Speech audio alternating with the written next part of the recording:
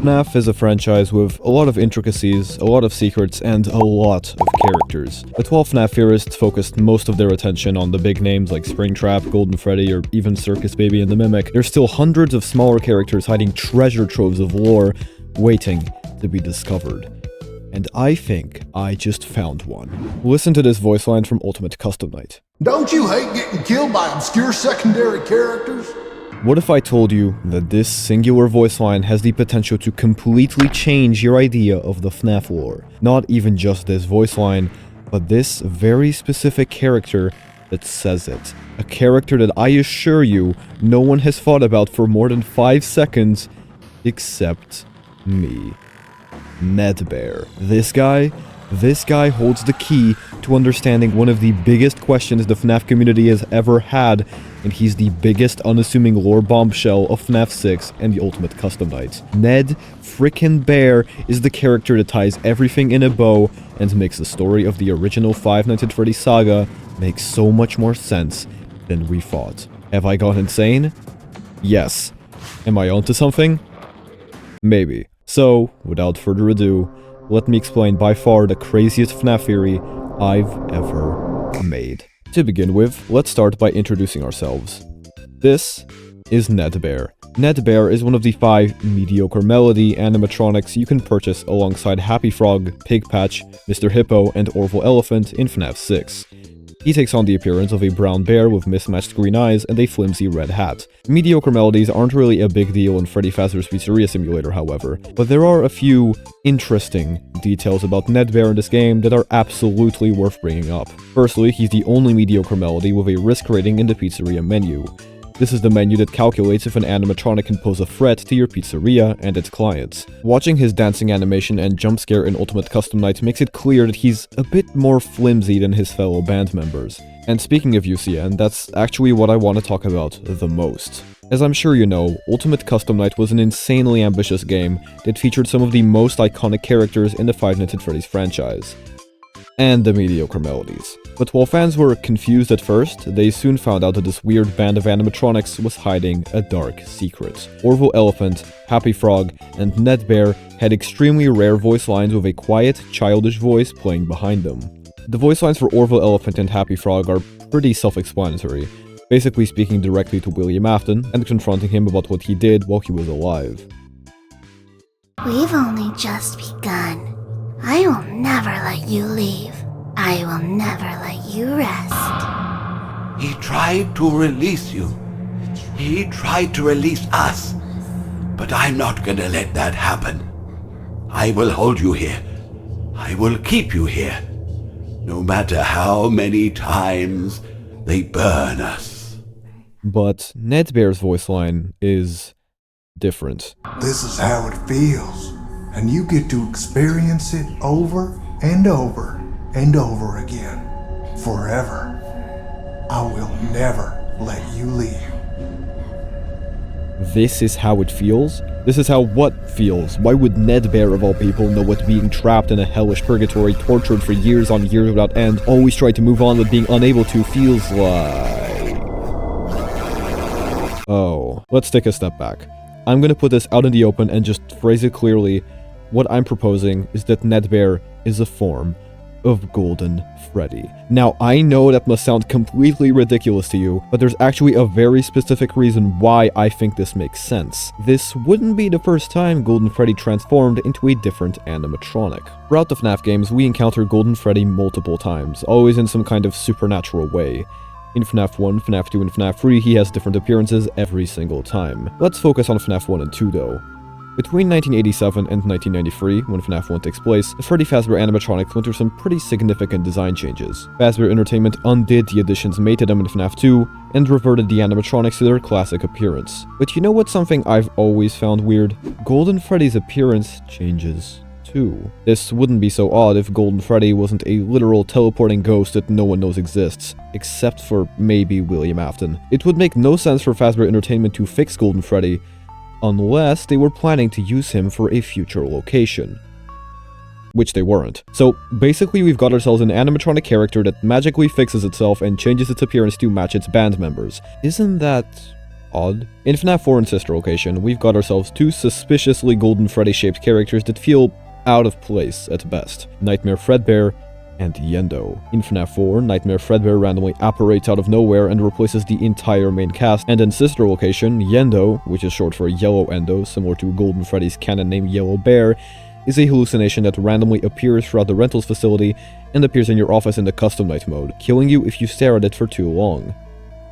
Killing you if you stare at it for too long. Wait a minute. What I'm saying is there's a precedent for Golden Freddy going around in these locations and shifting himself depending on the cast around him, even following Michael Afton into his dreams as Nightmare Fredbear. This is the case in every single FNAF game in the original era, except for one, FNAF 6. Or is it? Behold, suspect number 1, Neddbear. Think about it, his name is literally Neddbear. That's about as close as you can get to Fredbear while still being legally distinct. This is even mentioned in the official FNAF character encyclopedia, where he's referred to as the off-brand bear. Neddbear looks a little familiar. The whole point of the mediocre melodies is that they're a crappy ripoff of the classic Freddy Fazbear band. Now, I know what you're thinking.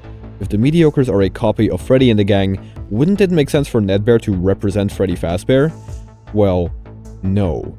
Have a listen to this voice line from Happy Frog. Move over, Freddy Fazbear. Happy Frog is the new star of the show. Happy Frog is the leader of the group, thus making Neddbear the only one without an instrument or gimmick, the odd one out. Just like Fredbear, who's always symbolized as the odd one out among the core 5. Just think about the time frame the rest of the mediocres were created in. We got our first proper glimpse of the mediocre melodies past in Secret of the Mimic, a game that takes place in 1979, with these costumes and animatronics being made in the early to mid-70s. Freddy Fazbear wasn't around back then. You wanna know who was? That's right. Fredbear. Additionally, Neddbear is the only mediocre melody that comes with a guaranteed risk to your pizzeria, as I said earlier, and is the only mediocre directly based on an existing Fazbear character. In the official FNAF guidebooks, it's mentioned that Springtrap can hide in any of the mediocre melodies if you let him sneak into the building. But the book specifically mentions Neddbear as the canonical way he gets into the location. And considering Fredbear is famous for being a large springlock suit for humans to fit into, the similarities are most certainly there. On the topic of suspicious springlock suits, one of the most interesting aspects of Golden Freddy's existence is that he's intentionally not mentioned anywhere a single time in the modern era, except for the weird AR world in Help Wanted 2. There's no content about Fredbear in the Pizzaplex days, as if Fazbear Entertainment wanted to get rid of him forever. Or, like he didn't exist. Neddbear is the only mediocre melody to never appear a single time in the mediocre melody levels in Help Wanted 2, hell, anywhere in the modern saga. And if we go back all the way to the beginning of the timeline, to Secret of the Mimic, the setting of that game, Murray's Costume Manor, contains prototype versions of all the mediocres except for one. Neddbear. Neddbear isn't a real character. He is a personality created by Golden Freddy that retconned itself into being a band member. He's something that isn't supposed to be real, but it seems to later cement itself as a distant memory of the past. Neddbear is not real. And it goes deeper. If you look at Neddbear's voice lines in UCN, there's quite a lot to be interpreted from them, more than any other mediocre melody. Don't you hate getting killed by obscure secondary characters? This is a meta jab at William Afton. Fredbear used to be the star of the show, but after the tragedies linked to him was sidelined into becoming an obscure secondary character in the Freddy's Pizzerias, merchandise, and even the official show. This is a playful nod to the player, as well as a direct attack at William, making him remember the past of Fredbear as a character. Stranger danger! This one's a bit more obvious. It makes no sense for Neddbear to say this unprompted, it's just completely random. Unless he were talking to a serial killer who lured away innocent children during the heyday of the Stranger Danger campaign. Which he is. Again, this is a jab at Afton, reminding him of what he did to those kids all those years ago, and how he tainted the legacy of the Freddy Fazbear characters forever. This is one of those lines that I think makes literally no sense unless you interpret it like this. I was just waiting for you to drop your guard. This one's a bit more subtle, but notice how Neddbear puts a slight emphasis on the word guard. We know for a fact William worked as a night guard at the FNAF 2 location, which is when the events of the Save Them minigame play out and why he's wearing a gold badge in that game. And he also likely worked as a guard in previous locations like Fredbear's and the OG Freddy's. So again, this voice line is a callback to William's past while also acting as a subtle nod to the past games of the franchise. Whoops! That's gonna leave a mark. It took me a while, but I think this one's referring to the bite of 83. After all, Fredbear, the animatronic Neddbear is a cheap copy of, is the one who is responsible for the bite. This works with the theme of Neddbear referencing events in Afton's past like the MCI, the appearance of Golden Freddy, and Afton's night shifts. And finally, This is how it feels, and you get to experience it over and over and over again. Forever. I will never let you leave. this voice line feels like it could be referring to more than just the never-ending purgatory Afton is stuck in. Maybe something a bit more personal, more painful, like a never-ending springlock failure. I'm of the belief that when Afton killed the 5 MCI kids, instead of just stuffing the 5th one, Cassidy, he kept her alive inside the Golden Freddy springlock suit and springlocked her alive, which is why she ends up coming back to haunt him as the one you shouldn't have killed. There's evidence for this in Ultimate Custom Night, Curse of Dreadbear, FNAF AR, Security Breach, and even the Tales from the Pizzaplex book series. Cassidy and Fredbear are always tied to the idea of drowning, usually in a red lake. In The Silver Eyes, William Afton describes the experience of getting springlocked like drowning in your own blood. And at this point in the timeline, he'd know what that looked like. One of the endings of Ultimate Custom Night has you literally drowning yourself in a red lake to theoretically end the torment of Ultimate Custom Night. The imagery is very apparent.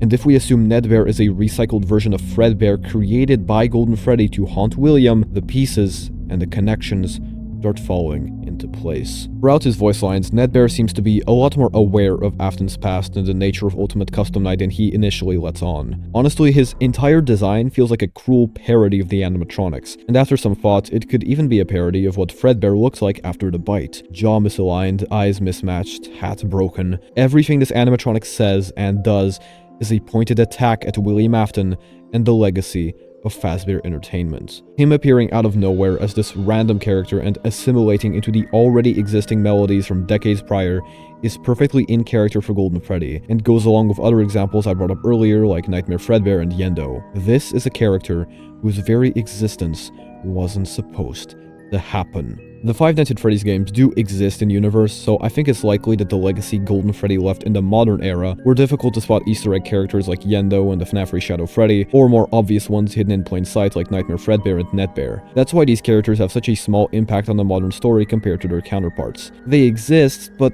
they're not active participants. Just watching. Now, a question I'm sure some of the more insane and well-read FNAF theorists out there have is this: how can Neddbear be Golden Freddy if MoltenMCI is true? For those of you unaware, MoltenMCI is the theory that the classic animatronics were melted down and injected into the fun times when William Afton was experimenting with Remnant and Possession. This Remnant would have then made it into Nedd and subsequently Molten Freddy, which is where the theory gets its name. This is basically spoon-fed to us in the Follow Me minigames, the subtler lore implications of Sister Location, the Candy Cadet stories of FNAF 6, the Sister Location levels in Help Wanted, and so on. It's just true. But there's a problem. The most common theory is that Golden Freddy's endo, and thus his soul, Cassidy, ended up in Molten Freddy 2. But I actually don't think this is the case. The reason Golden Freddy is slumped over or immobile in all of his appearances in the physical world is because he's a springlock suit stuck in suit mode, with no one left to operate it. The endoskeleton Golden Freddy has isn't the same as the endoskeleton Freddy Fazbear or Foxy the Pirate or anyone else has. They fulfill different functions. Golden Freddy is a springlock suit, Freddy isn't. In the Follow Me minigames, William takes apart every animatronic except for one, Fredbear. The spirits chase and corner him before he has a chance to do that. So for all we know, some part of Golden Freddy might be in Molten Freddy, but there's definitely something else out there. Something that's taking on the shape of these characters as time goes on. Cassidy, the vengeful spirit, the one Afton shouldn't have killed. But what's the part of Golden Freddy that remained? After all, every time we get a glimpse of MoltenMCI and its imagery, it's always about 5 things going into one. The 4 main MCI kids, plus someone else. But who? Well, the answer to that is pretty straightforward. It's the crying child. I'm sure you're familiar with the theory that Golden Freddy is possessed by 2 spirits. Cassidy, a victim of the MCI, and the crying child, the kid who got killed in the bite of 83. What if, at some point during the Follow Me minigames, the souls were separated. Cassidy would escape the suit to find and chase William, while Crying Child stuck with the other missing children and made his way into the fun times, explaining not only why the furnace in the sister location bunker we find in Help Wanted has 5 endoskeletons, but also some of the weirder lines Molten Freddy says in FNAF 6. One big happy family together again. Oh, what a pleasant surprise! These lines feel very familial, almost as if the spirit in control of Molten Freddy knows who Michael, the player character of FNAF 6, is. Just some food for thought. So, with Crying Child and Molten Freddy, Cassidy follows the Aftons as time passes, from sister location to FNAF 3, even to Michael's repeated nightmares, all the way to Freddy Fazbear's Pizzeria Simulator, where she takes on the form of Neddbear to taunt Afton and everything the company he created stood for. But even as Freddy Fazbear's Pizza Place burned down, her work wasn't done. All that remained was one final jab at Afton. One final punishment. One final night shift. So, there you have it. The funny Tomater animatronic is actually a vessel created by the most terrifying spirit in the entire franchise. At least in my opinion. Funny, isn't it? I've been thinking about the FNAF games and the hundreds of Voiceline secrets they hide for a very long time now, and being able to actually find a connection through such a seemingly random glupshido character was very rewarding. Honestly, this theory is completely insane, and I wouldn't be surprised if it wasn't Scott Cawthon's original intent. However, I think it's really funny, and I hope it's true because that means this guy gets to be the biggest looming threat of FNAF 6. As always, stay safe, and keep on theorizing.